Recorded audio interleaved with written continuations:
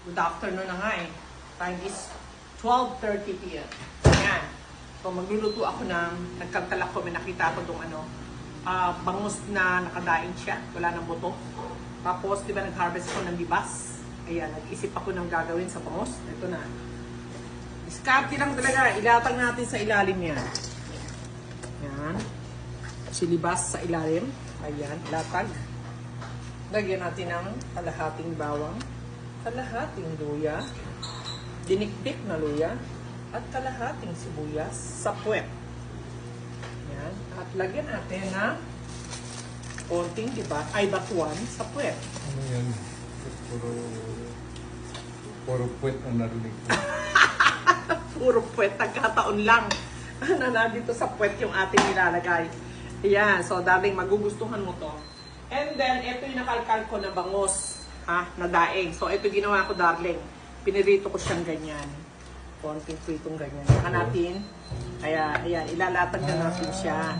So, ano ito, invento ng Lola Annie Things.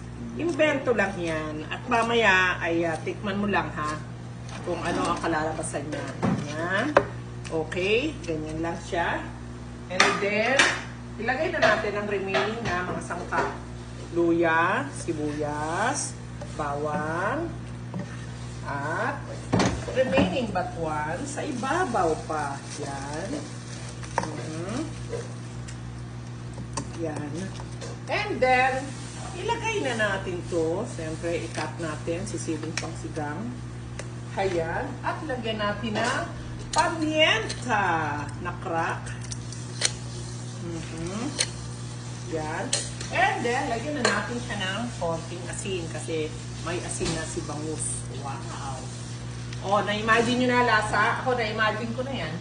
And then, lalagyan natin siya ng hot water. I-on na natin. Pwede na ang apoy. At saka natin lagyan niya yun ng hot water. Dahil gusto ko lagi may sauce. O, yun. Natanaw na natin yung tubig. Pakita may tubig. Yung sabaw. Ayan. So, that's enough. Ganyan.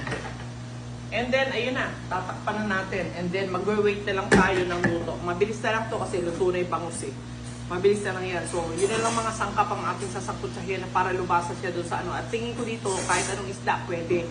Pwedeng galunggong, pwedeng tamban, pwedeng kahit ano, hasa-hasa, etc. Talagang pwede. Bisugo, pwede yan. So, tilapia, pwede rin yan. Sarap niyan. Okay? O, yan. Antayan natin, ha?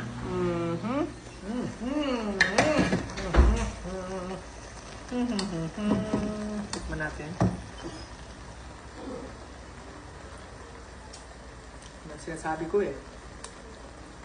Lagi na lang perfect eh. Lagyan natin ng konting coconut oil yan. Masarap. So, ito.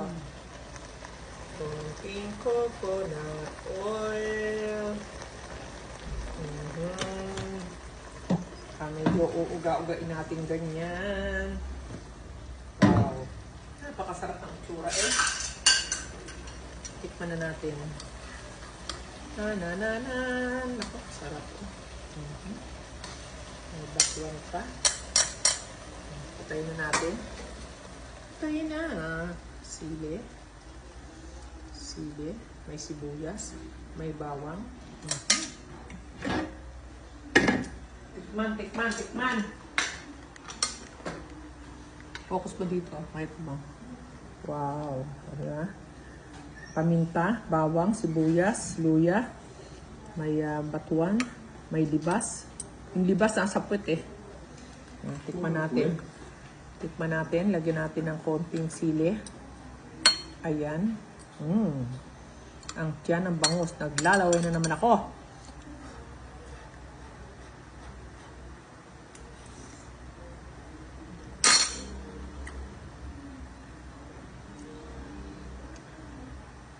Nakakaduling yung sarap. Nakakaduling talaga. Esther, tikman mo ha. Ibang sarap. Perfect. Ngayon ano, mangalkal ka lang sa rep. Ay nako, ang daling pag-isipan.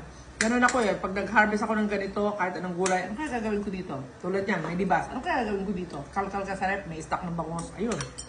Nakabuo na naman ng isang menu. Harap. Harap.